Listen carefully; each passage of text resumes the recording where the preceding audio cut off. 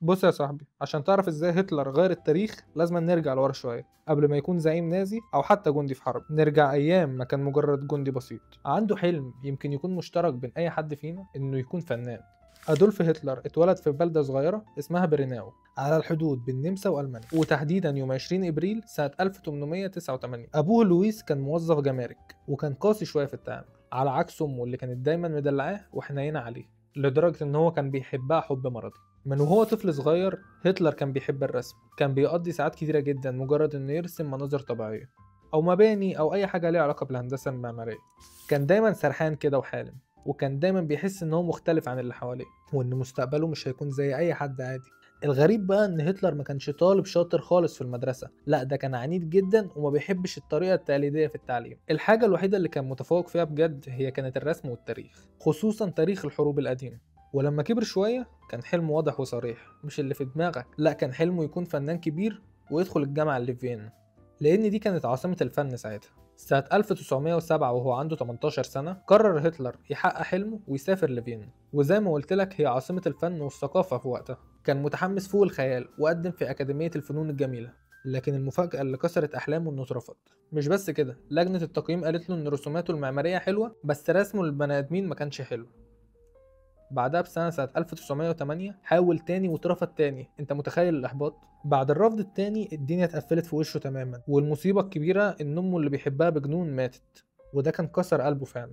فجأة ما بقاش له شغل ولا دخل ولا حتى شهادة، اضطر يعيش في ملاجئ المشردين وينام في مساكن فقيرة جدا، واعتمد على إنه يبيع لوحات بسيطة جدا للسياح عشان يقدر يسترزق منها. كان بيرسم مناظر ومباني بقروش عشان يعرف يعيش. الفترة دي من حياته من 1907 لحد 1913 كانت أظلم فترة في حياة هتلر.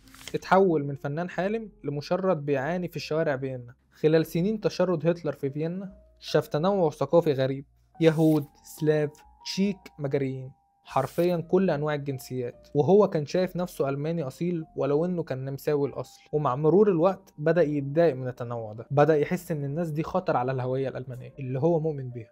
في الفترة دي بدأ يقرأ كتب يمينية متطرفة بتحرض على العنصرية ومال لأفكار قومية متشددة. وفي مذكراته بعد كده قال إنه في فيينا تعلمت كيف أقرأ. تخيل إن المدينة اللي كان بيقول إن هي تفتح له بوابات الفن اتحولت للمكان اللي زرع فيه بذور الكراهية والانتقام. وعشان نفهم إيه اللي خلى هتلر رئيس جمهورية ألمانيا لازم نرجع لأمريكا سنة 1929 في الكساد الكبير. هتسألني إيه علاقة أمريكا بالحوار ده كله؟ عشان نفهم شعب زي شعب ألمانيا اللي كان بيعاني يستقبل هتلر بالأحضان. قبل الأزمة دي وتحديدا في العشرينات، أمريكا كانت عايشة في فترة العشرينات واللي بيسموها فترة العشرينات الهادرة. الناس بتشتري كل حاجة بالتقسيط، الحفلات في كل مكان، والكل قاعد بيستثمر في البورصة زي المجانين وفاكر إن هو هيبقى غني في يوم وليلة. كله كان بيدور على إنه إزاي يكون غني من غير ما يبذل أي مجهود.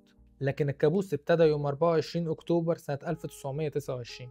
البورصة في نيويورك انهارت في يوم سموه الخميس الأسود. آلاف البنوك وآلاف المصانع أفلست، وملايين الأمريكيين فقدوا شغلهم وبيوتهم. الناس كانت بتشحت في الشوارع وعايشة في عشش من الصفيح اسمها هوفرفيلد. الوضع كان مأساوي. الكارثة دي مش فضلت في أمريكا بس، دي انتشرت في العالم كله. الفترة دي أمريكا كانت بتدي قروض كبيرة جدا لألمانيا عشان تساعدها تقوم من أزمتها بعد الحرب العالمية الأولى.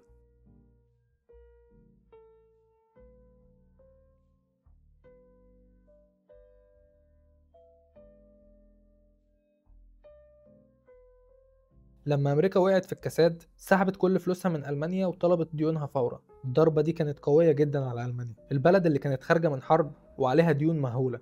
كانت ساعتها غرقت في الفقر والتضخم بقى جنوني. تخيل ان رغيف العيش كان ب5 مليار مارك، البطالة وصلت لأكثر من 30%، والناس كانت بتموت من الجوع واليأس. كانت عايزة تمسك في أي حد يخلصها من الذل ده حتى لو كان وهم. في عز اليأس ده والناس كلها كانت مستنية الأمل ظهر هتلر. الراجل ده كان عنده موهبة غير عادية في الكلام والخطاب، كان بيعرف يشعل حماس الناس، كان بيضحكهم ويحمسهم ويعيطهم في نفس الجلسة.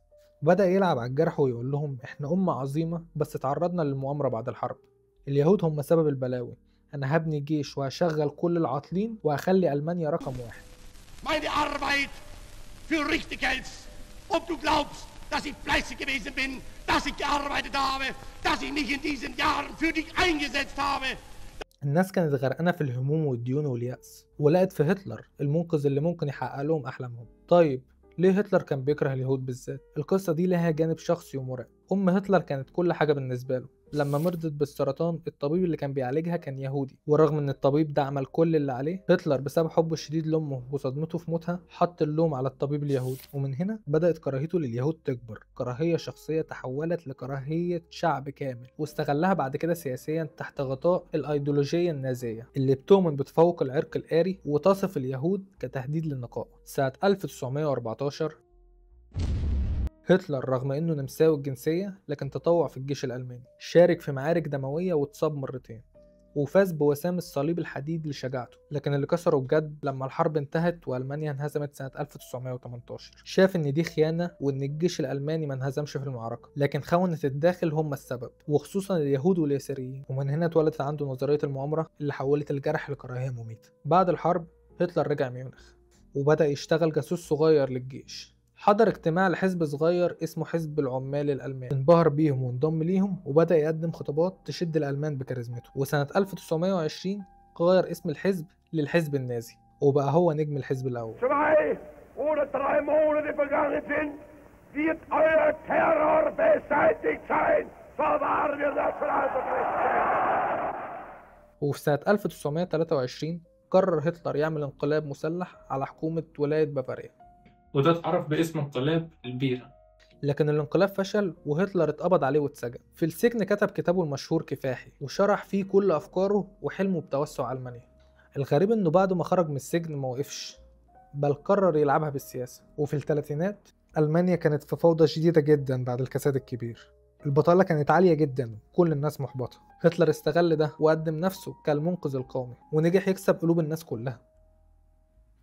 وفي سنة 1932 الحزب النازي بقى أكبر حزب في البرلمان الألماني. وفي سنة 1933 عين الرئيس الألماني هندنبورج هتلر مستشار رئيس الحكومة على أمل إنه يسيطر عليه، لكن اللي حصل العكس. وفي خلال شهور هتلر مسك كل مفاتيح الدولة، حل الأحزاب وسيطر على الجيش والإعلام.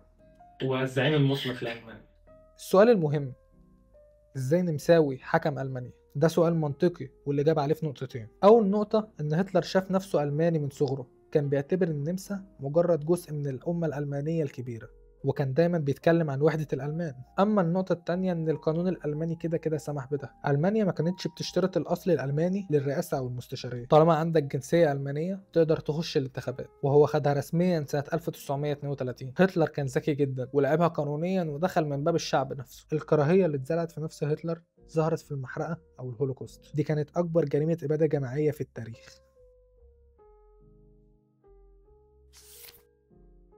هتلر والحزب النازي كانوا بيعتقدوا ان اليهود هم كل مشاكل ألمانيا ولازم يتخلصوا منها.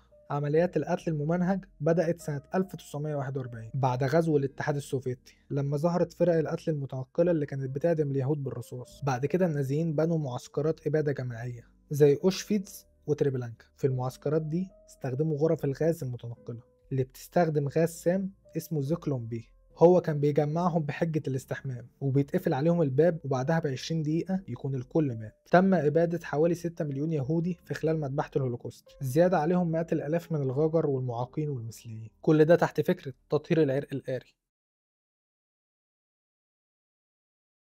في جانب مثير وغريب في هتلر وهو كرهه للعطور، على عكس كل الناس اللي بتحب العطور. هتلر كان بيكره أي عطر أو برفان. الراجل ده كان مهووس بالنقاء، مش بس العرقي لكن كمان النقاء الجسدي. كان نباتي بيرفض التدخين والشرب ومهووس بالنظافة. كان بيشوف ان العطور بتزيف الريحة الحقيقية للإنسان وانها ما هو الا خداع حسي. كان بيربط العطور بالأنوثة والطرف، حتى كان بيطلب من اللي حواليه ما يحطوش اي نوع من انواع العطور.